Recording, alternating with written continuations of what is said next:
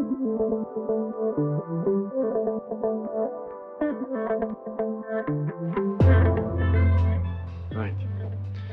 Okay, so thank you very much for introduction. So my name is Jože Roth. I come from European Environmental Bureau, and I'm here replacing my colleague Margareta Tolota, who actually participated in this project, to present to you the more about the concrete policy priorities that the citizens selected or through a process of crowdsourcing arrived to.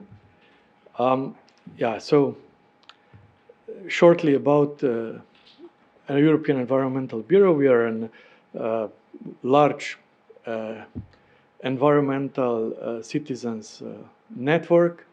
We have more than 170 civil society organizations from virtually all European countries, and they represent some 30 million active citizens who are their members. We tackle most of the environmental problems on the EU policy level, and have been around for, I would say, almost 50 years, from the 70s or 80s, well, for a long time. I'm a newcomer. I'm there only 1 year, so forgive me for lacking some details. So yeah, we will now engage more into the content of the project. So not so much on how it was done, but through the project, some recommendations on air quality problems or policy issues were gathered, and you can see them here, and there are 8 of them.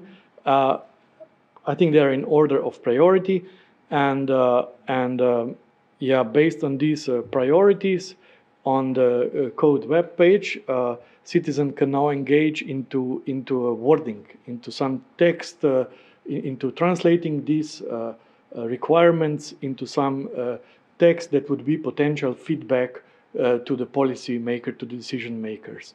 So this web page then allows to engage with formulating more concrete proposal or text behind it.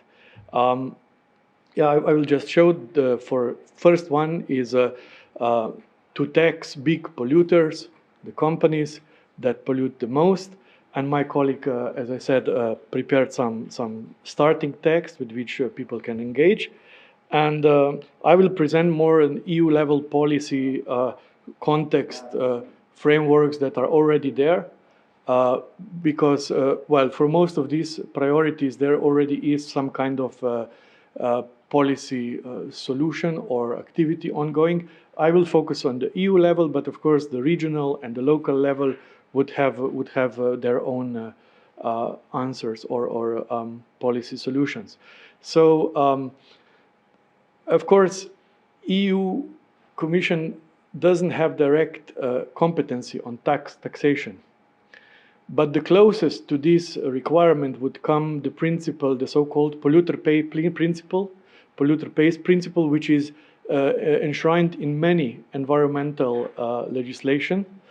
And it basically means that what it says, if you pollute, you need to pay. So either if sometimes you need to pay for licenses to operate, but sometimes if you if you break the legislation, or if you violate legislation, you have to pay fines or penalties. And then ideally this money would be funneled back into solving the problem that it created or that generated this money. And this is the idea. This there is a latest report of the European Court of Auditors saying how differently this is implemented into 27 member states, and how insufficiently, in their opinion, their economists, right, accountants, this principle works. So there is a lot to work on this principle, and taxing the big polluter companies could be a next step in developing this polluter pays principle. Then the only competency that the Commission has on the taxation is, for example, mirrored in this energy taxation directive, where Commission is harmonizing some energy tax, but only in the role of getting the minimum, the common minimal tax, more in the sense of protecting the internal market than to drive actual taxation, because in taxation, as I said, there is no competency and not foreseen to be given. Oh, maybe, now I remembered, 5 minutes, okay. Let's forget about competency. So there are, I put in red. When you see in red, so these are the directives or instruments that are there, which are addressing pollution. So environmental emission trading systems, CO2 emissions. This is a carbon price in EU. It's very well known because as far as I remember, there is only one country which successfully implemented taxing. It's Canada. They have a taxation. And in EU we have more on the price on the carbon. It's a different, for economists there is a big difference, but in practical terms it's economic tool which affects the market and corrects the behavior. Okay, so the next big issue was focused on the renewable energy infrastructure, solar panels. This is a very actual, very current right now, where actually it is a mainstream policy. And in that sense, we achieve a big moves, which without Mr. Putin's decision, we would never be able to do in Europe. I think he was proclaimed the man of the year in Politico on the influence on the environmental issues.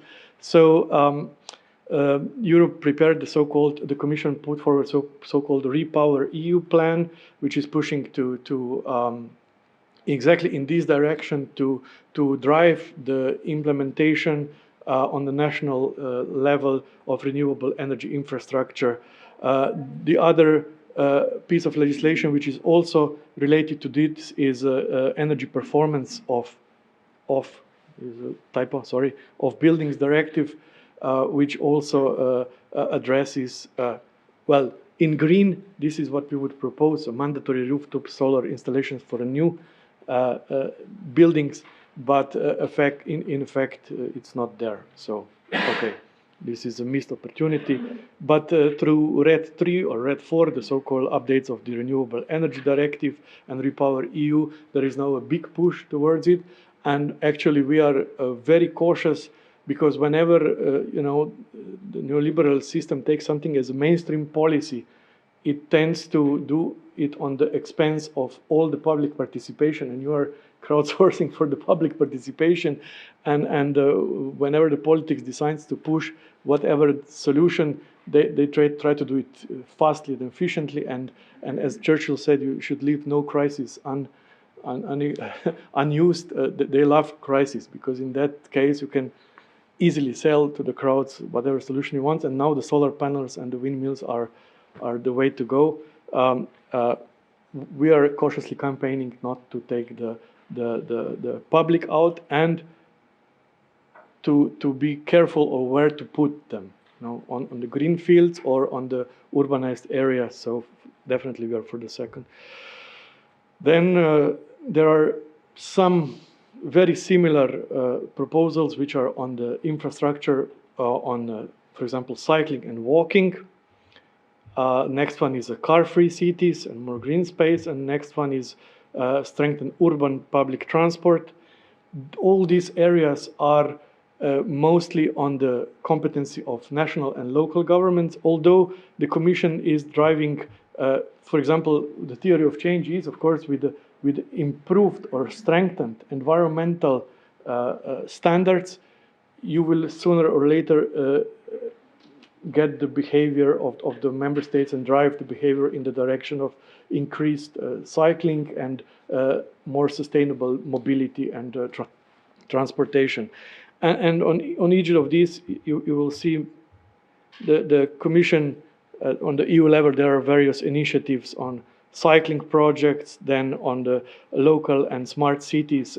Now this is this political platform run by the Commission, the Smart Cities Marketplace, which is for driving a regional and urban development to help cities explore these sustainable mobility issues. And on the big transport trans-European transportation network. This is also finances, a lot of finances behind and investment but mostly in the bigger transportation corridors. Again, it can be used for national or local problems, of course, if the national or local politicians find interest in doing it. Then building, insulate building. To insulate building is this new proposal of energy performance of building directive within the Repower EU. Here, actually, Commission is quite progressive and pushing member states in the direction to isolate the buildings. So you can see more precisely if you want, but in this sense, it's very progressive, and we are quite satisfied. Then, on establishing the rules for the big industry to get to zero emissions. But this is zero, of course, in the sense of political marketing, not actual zero. That would be impossible. Here, the Commission is proposing a new industrial emissions directive to expand it grossly from circa 50,000 industrial installations to 3 to 5 times more, 3 to 10 times more, sorry, to 150 to 500, because of including industrial farms of pigs, poultry, and especially cattle. Again, we can go in detail later. And then the last proposal was to engage more on the workshops or raising awareness of adult and younger young people. And yeah, here the Commission is conducting a European education area within which there are many initiatives on how to educate younger generations on the influence of our activity and on sustainable education, on climate education. And then a couple of years ago, the Commission started the Clean Air Dialogues, which are kind of bilateral engagement where the implementation of air legislation was poor. And this was offered by the Commission, and then the member states had to show initiative and say, okay, we want to do this dialogue. And this was then kind of, the format was very structured and open, a series of workshops and discussion panels and assemblies, which were looking for very concrete solutions for that country, how to fulfill the European legislation and standards. Okay, thank you for your attention. We can go more. Do you have any questions for Jože and Petko before we are moving to the panel? Anyone like to pose a question? No? I have a very short question for you, Jože. Yeah. And I ask for a very short question.